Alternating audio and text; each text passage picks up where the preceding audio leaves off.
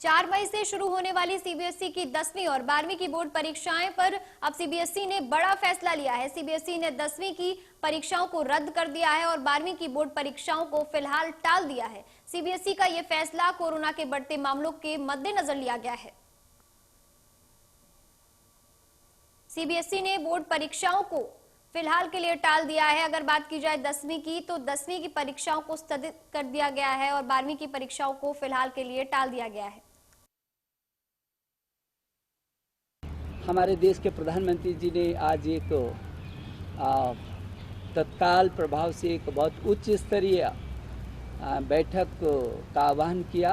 उनके सानिध्य में हम लोग आज बैठे और उनका जो मार्गदर्शन मिला छात्रों के हित में, क्योंकि हमारे लिए सबसे महत्वपूर्ण छात्र की सुरक्षा है और उसकी रक्षा है और उसके बाद उसका भविष्य।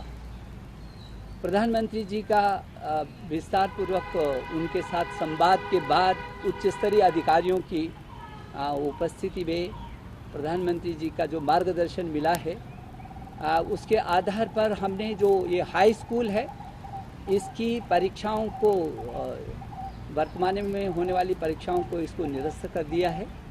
अब इनको पदोन्नत करेंगे, प्रमोट करेंगे, लेकिन उसका एक सिस्टम तैयार करेंगे आंतरिक मूल्यांकन के आधार पर और जो उसका प्रैक्टिकल हुआ है, इन दोनों को जोड़ करके सीबीएसई को कहा गया है कि एक प्लान बनाए वो, ताकि उसका मूल्यांकन भी हो और उसी के आधार पर उसकी कक्षा में पदोन्नति भी हो।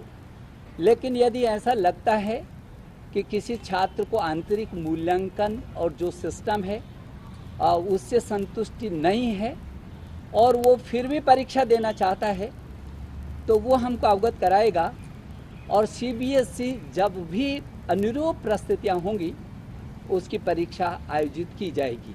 पिछली बार भी हमने यही बात कही थी। जहाँ तक इंटरमीडिएट का सवाल है, ये 12वीं की जो छात्र हैं इसको अभी स्थगित किया है।